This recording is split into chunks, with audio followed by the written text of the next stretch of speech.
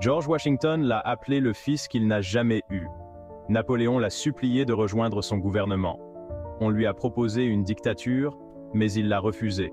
Voici l'histoire du marquis de Lafayette. Le marquis de Lafayette est né en 1757. À 18 ans, il se passionne pour la lutte américaine pour l'indépendance. Désobéissant aux ordres de son supérieur, un ministre français des Affaires étrangères, et même à un décret royal, Lafayette décide de naviguer vers l'Amérique pour soutenir la cause. Mais d'abord, il avait besoin d'un bateau.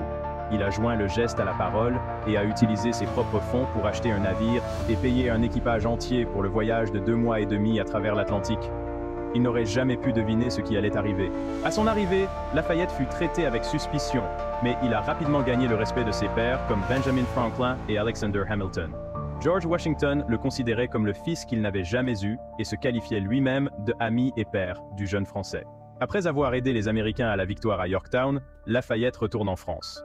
La Révolution venait juste de commencer, et Lafayette était prêt à jouer son rôle. Mais cette fois, les choses ne se passeraient pas comme prévu.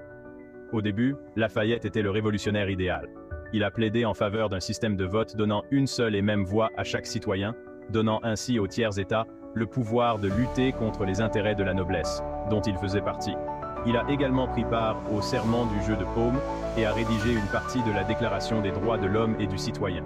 Mais à mesure que les radicaux arrivaient au pouvoir, Lafayette devenait de plus en plus préoccupé.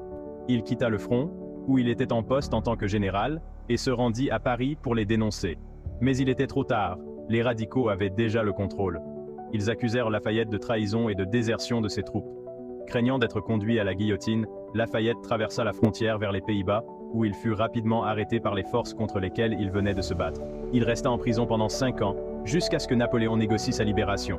Lafayette était désormais libre, mais il ne fut pas autorisé à revenir en France avant d'avoir prêté allégeance au nouvel organe de direction de la France, le Directoire. Estimant que le Directoire était illégitime, il refusa. Le Directoire saisit alors et vendit toutes ses terres, le mettant en faillite du jour au lendemain.